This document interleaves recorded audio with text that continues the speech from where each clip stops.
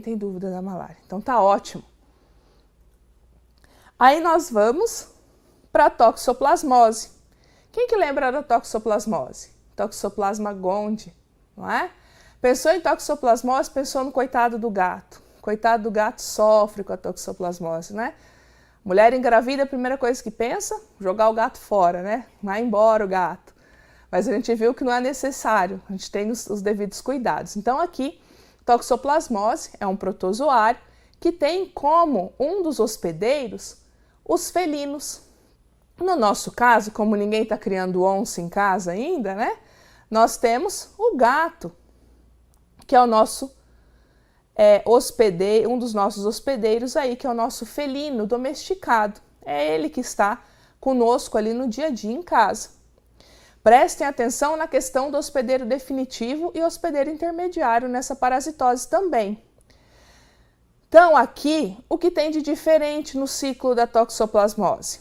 Toxoplasma gondii, ele consegue se reproduzir, se disseminar através de todas as formas, seja o cisto maduro, o imaturo, tá certo? E também pela questão dos taquizoítas, bradizoítas, esporozoítas, todas as formas evolutivas relacionadas ao toxoplasma gondii têm capacidade de disseminar a doença. Por isso que ele pode passar lá na transmissão vertical da mãe para o filho, na amamentação. Ele pode, você pode comer a carne, por exemplo, ali que traz na figurinha o boi, né, o carneiro, o porco que está contaminado, e ser contaminado, né, ser infectado pela parasitose. Você pode ter contato com o ocisto que sai pelas fezes do gato e também ser contaminado pela doença. Então aqui nós temos várias formas infectantes. E vamos dar uma olhadinha lá no ciclo. Aqui, ó, onde ocorre a fase sexuada é no intestino do gato. Então, lá no intestino do gato, nós vamos ter formação de micro e macrogameta. Só que aqui, no próprio intestino, é onde ocorre a reprodução. Então, se é no gato que ocorre a reprodução sexuada, o gato é o hospedeiro definitivo ou intermediário? Será que alguém se arrisca? Então vai lá, Mari. A Mari vai se arriscar. Definitivo. Ele é o definitivo, né? Porque é nele que acontece a reprodução sexuada. E o homem, nesse caso, ele é o hospedeiro intermediário. Tudo bem? Vamos para mais uma curiosidade, agora sobre a toxoplasmose. Casos confirmados de toxoplasmose passam de 700 em Santa Maria, lá no Rio Grande do Sul. A investigação acerca da causa da contaminação ainda não foi concluída, mas o Ministério da Saúde confirma que a água é a fonte de propagação. No entanto, ainda não se tem certeza sobre a presença do protozoário nas redes de abastecimento, em algum poço ou em alimentos contaminados. Acredita-se que possa ter uma fonte contaminada com toxoplasma. E aí você vai lá, pega a sua garrafinha de água, enche lá na fonte e leva para casa e bebe, se contamina com toxoplasmose. Olha que maravilha! Então, cuidado da onde você está consumindo sua água, seus alimentos. Aqui, essa investigação ainda no Rio Grande do Sul, tem uns 3 anos já essa notícia. Nós não se chegou a uma conclusão de onde vem esse foco, mas esse cuidado que se deve ter. Lembram? A água sempre filtrada ou fervida, alimento cru, bem lavado, bem higienizado, preferência aos alimentos cozidos. Bora lá? Alguma dúvida sobre a toxoplasmose? Não. Nada. Tá vendo? O povo tá craque também em toxoplasmose. Assim, pessoal, nós encerramos a parte de protozoários. Nós vimos os protozoários intestinais e também, agora, relembramos os protozoários sanguíneos e aqueles que acometem os tecidos. Finalizamos essa parte. Entramos nos eumintos, não é isso? que são animais, aí nós não falamos do reino protista, nós já falamos do reino animalia, né, do reino dos animais, onde nós temos aí alguns parasitas que podem acometer o homem. E nós vamos ver, e já vimos no decorrer das aulas, que são parasitoses mais conhecidas, não é? Quem nunca, quando se fala em um parasita em verme, lembra logo lá da teníase, né? Das caridíase, que são as mais divulgadas ou as mais comuns aí no nosso dia a dia, não é? Bora então falar um pouquinho sobre os eumintos. O primeiro deles são as tênias. Então, a tênia sólio e a tênia saginata. Relembrando, a tênia sólio, ela tem como hospedeiro intermediário o porco, na teníase. Tudo bem? Já vamos entender por quê. Já a tênia saginata, ela tem como hospedeiro intermediário os bovinos, né? A vaca, o boi, não é isso? Também na teníase. Quando a gente fala em cisticercose, nós não temos a tênia saginata relacionada. A única tênia capaz de causar a cisticercose humana é a tênia sólio. E neste caso, é o homem que passa a ser o intermediário. Vamos relembrar o ciclo, então? Bora lá! Aqui nós temos o exemplo da tênia sólio, porque é ela que causa tanto a nossa teníase quanto a cisticercose humana. No caso da teníase, é aquela historinha, né? O suíno ingere o ovo. Esse ovo, ele vai lá pro intestino do porco, ele tem a oncosfera, tem lá os seus acúlios, consegue ultrapassar mucosa e consegue se alojar ali em alguns órgãos.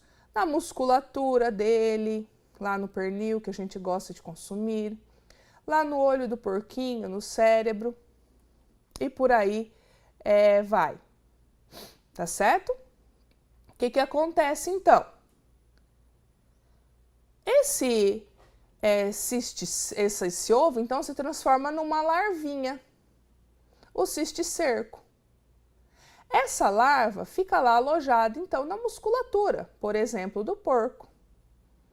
O homem vai lá e ingere o cisticerco, que é essa larvinha.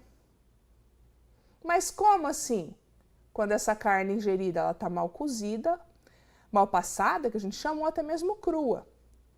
Ingeriu o cisticerco, esse cisticerco vai lá para o intestino delgado do homem e vai formar aquele verme enorme que a gente viu lá na aula, que pode ter aí 10 metros. Se a gente pensar na questão da tênia saginata, 20 metros de comprimento lá no nosso intestino delgado. Não é isso? A famosa solitária. É tão grande que não precisa de mais ninguém ali com ele. E vai ficar grudadinho lá no nosso intestino.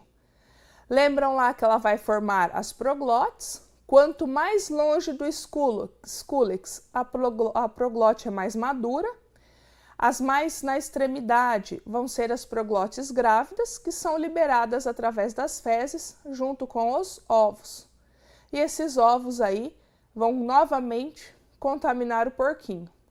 Mas, se esse ovo for ingerido lá no alimento cru, por exemplo, na nossa salada de alface, pelo homem, ele vai procurar alguns órgãos, assim como ele faz lá no porquinho. Aí aqui ele vai desenvolver ou no cérebro, ou lá no globo ocular, ou na musculatura do homem, né? Nos músculos aí. Nós vamos ter então o cisticerco, a larva alojada. Essa larva, ela não consegue dar continuidade ao ciclo. Chega um ponto em que ela calcifica. Calcificando, ela vai causar uma lesão ali. E até ela se alojar ali, tanto no cérebro, no olho, quanto na parte muscular, ela vai causar uma lesão. E ela morre, sem dar continuidade ao ciclo. Qual que é o prejuízo? É o dano que ela vai causar naquela região. e aos sintomas que isso vai causar. E aí, então, nós temos a cisticercose, sendo a mais grave a nossa neurocisticercose, que é quando ocorre lá no cérebro. Tudo bem? Quando o homem ingere a larva na carne mal cozida, teníase. Quando o homem ingere o ovo, lá do alimento cru do ambiente, cisticercose. A única espécie que causa cisticercose é a Taenia solium. A única espécie, e a Taenia saginata, causa apenas a teníase. Tranquilo? Alguma dúvida, Mari? Temos sim. Então vamos lá. A Júlia está perguntando se o medicamento nitazoxanida, é um medicamento preventivo, porque dizem que devemos tomar uma vez ao ano. Vamos lá, essa é polêmica. Assim, Júlia, eu não lembro se nós comentamos isso em aula, se vai ser a primeira vez que a gente vai comentar a respeito. A gente vê na literatura, o que está lá nos nossos livros textos, e a gente também vê a orientação de alguns profissionais da saúde, a questão de que nós devemos fazer uma profilaxia. Então, a cada 6 meses, né, uma vez ao ano, nós devemos fazer a ingestão desse antiparasitário, não é isso? Agora se fala muito do Anita, é um antiparasitário de amplo espectro, ele pega tudo, é um tiro de canhão nos parasitas aí, mas até pouco tempo atrás a gente falava muito do albendazol, né? Fazia o ciclo de albendazol. O que acontece? Hoje nós temos artigos desde 2019 e 2020 que já dizem que não tem necessidade, não faz sentido fazer a profilaxia. Por quê? Porque se você toma o antiparasitário, para que ele não vai te trazer uma imunidade, caso você pegue o verme lá na frente. Então eu não tenho verme, mas eu faço a profilaxia. Eu tomei hoje o meu remédio, ele vai me proteger? Ele não vai me proteger, ele não funciona, vamos assim, comparar grosseiramente como uma vacina. Ele não vai estimular a produção de anticorpos, então ele não vai ter uma proteção. Por isso, está se deixando de usar essa questão profilática. Com crianças pequenas, a gente já conversou a respeito de crianças, da falta de higiene, né, das crianças e tudo mais, alguns pediatras ainda fazem uso dessa profilaxia, até uma certa idade, até a criança ter uma noção maior de higiene, mas está caindo por terra, tá? Os livros textos mais antigos, sim, vão falar de profilaxia, quando a gente pega na parasitologia clínica, né, que aí entra mais a questão de tratamento. Mas os artigos mais recentes mostram que não tem necessidade, que a gente só está consumindo a medicação à toa e ainda pode estar induzindo uma resistência, porque parte dos metabólitos produzidos são eliminados, né, através do nosso corpo, ali urina, fezes, dependendo da medicação, e acabam contaminando o ambiente, tá certo? Então isso eu digo que é polêmico, porque existe uma parte profissional que ainda usa essa profilaxia e nós temos uma parte que diz que não é mais necessário. Tá certo? Tirou a dúvida aí? Sim. Temos a pergunta da Georgia, prof. Diga, Georgia. Ela quer saber se pode acontecer do cisticerco eclodir no cérebro, por exemplo, ao invés de calcificar. Ele não vai, eclodir, ele já é a larvinha ali, ele não tem como ele eclodir, entende? Formar o verme adulto, ele não vai, ele vai ficar na forma larvária. E aí o organismo, e junto com as ações do próprio verme e a questão de proteção do nosso organismo, normalmente ele acaba calcificando ou formando uma bolsinha ao redor dele para proteção, tá? Então assim, ele não vai dar continuidade, não sei se é bem isso a dúvida, mas ele não vai conseguir se transformar num verme adulto, tá?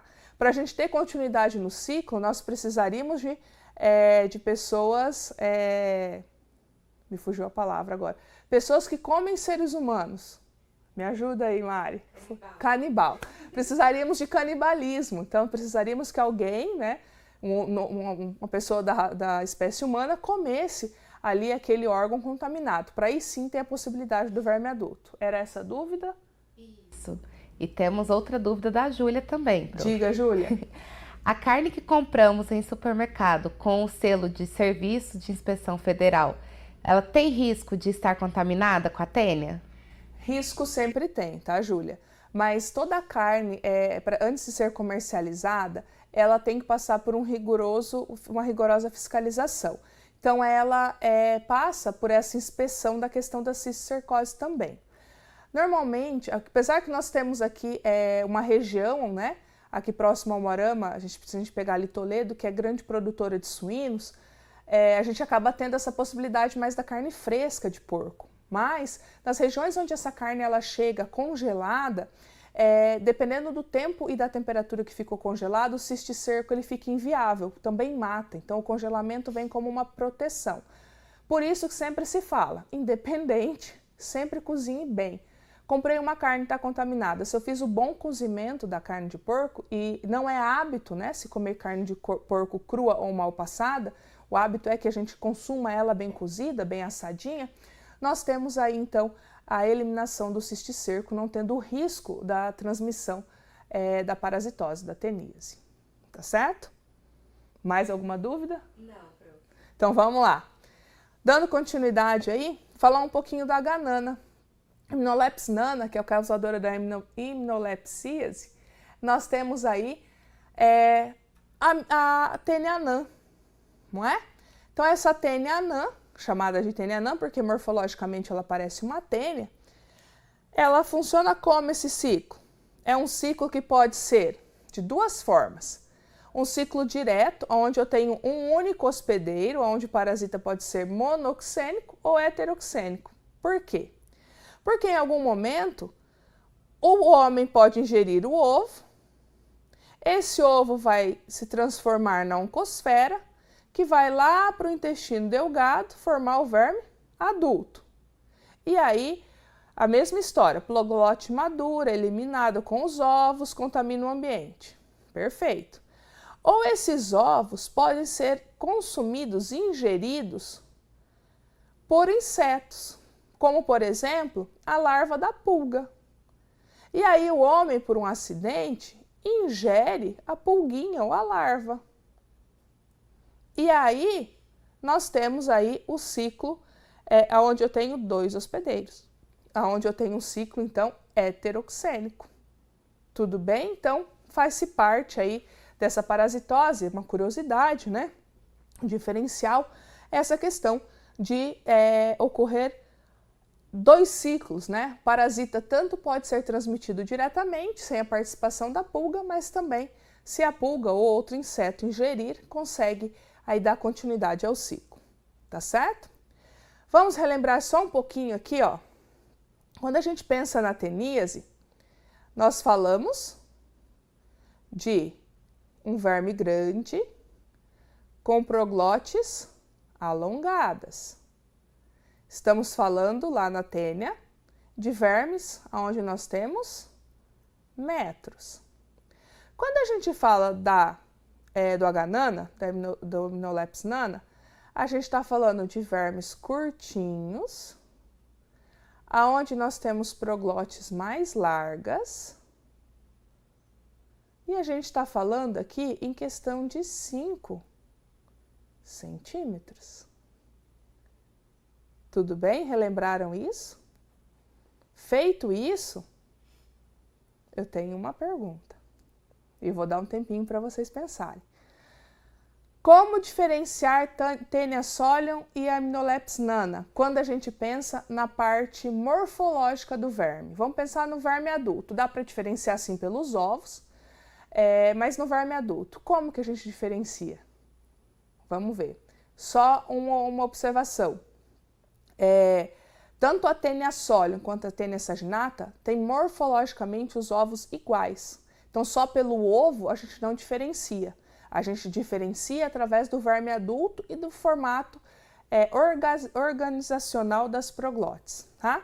Então, vamos voltar lá para a nossa imagem. Vou dar um tempinho para vocês pensarem a respeito dos nossos dois parasitas. Como que a gente diferencia?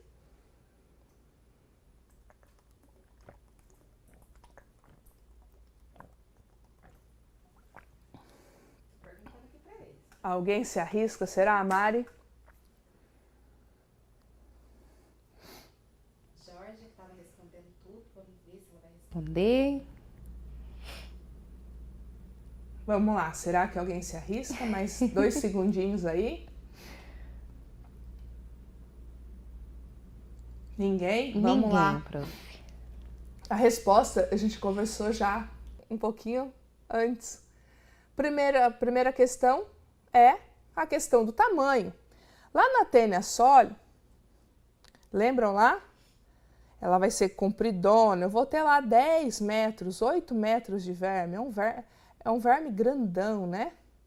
Aonde eu tenho as proglotes alongadas. Outra coisa, quando eu penso nas ventosas, as ventosas elas são mais laterais. São 4 ventosas, aqui a gente só vai ver 3, são mais laterais. A questão dos acúlios, lá naquela coroinha que a gente já conversou a respeito, ela é um pouco maior em relação ao verme como um todo, né? Quando a gente pensa na ganana, eu vou pensar num parasita menor, lembra? Eu estou falando em questão de centímetros, aonde a proglote é mais larga, mais curta e mais larga. As ventosas, elas são mais não laterais, elas são mais em cima mesmo ali do escúlex, da cabeça do verme. E os acúlios lá da nossa coroinha, eles são menores e mais concentrados. Olha que legal! E esse é um dos motivos dos quais a gente chama a ganana de Taenia anã. Por muito tempo foi chamada de Taenia anã, devido a essa semelhança morfológica. A diferença é que quando a gente pensa na Taenia, a gente está pensando num verme grande, robusto, não é? Lá de metros. E aqui a gente está pensando num verme pequenininho, de 5, 6 centímetros apenas. É uma Taenia reduzida. Tudo bem? Alguma dúvida sobre Taenia ou sobre a ganana? Nada. Alguma outra dúvida em relação às parasitoses que nós vimos hoje? Por enquanto, nada. Não. Então, pessoal, o que eu tinha para conversar, que eu trouxe para a gente conversar um pouquinho a respeito dos nossos parasitas hoje, eram esses parasitas. No nosso próximo encontro ao vivo, nós vamos ver, então, dando continuidade aqui, as caridíase, vamos ver Vokereria, enterobiose, vamos ver o tricúris, né? Eu falo que é o ovo mais lindo, um dos ovos mais lindos aí da parasitologia. Então, nós vamos ver mais alguns eumintos, para assim concluir essa revisão, essas curiosidades, né, que nós temos sobre os nossos parasitas, nossos queridos parasitas aí que vem nos acompanhando na disciplina de parasitologia geral. Alguma dúvida para fechar? Nada, prof. Então é isso. Então, pessoal, agradeço a participação de vocês, tá certo? Estudem. Caso tenham dúvidas, entrem em contato com a gente, ou comigo ou com a Mariana. A gente vai, assim, na medida do possível, respondendo a vocês. A Júlia me questionou, né, sobre a questão dos cachorros. Eu vou verificar, me cobre, me lembre, Júlia, para eu te passar a resposta certinho, para a gente conversar a respeito. E é isso. Então, eu desejo para vocês um excelente fim de semana, né, um bom descanso a todos, estudando um pouquinho de parasitologia, não é isso? Nós estamos aí já na metade da nossa disciplina, já pensando já nas provas. Estudem, caso tenham dúvidas, entrem em contato, a gente está aqui para ajudar vocês, tá certo? Fiquem com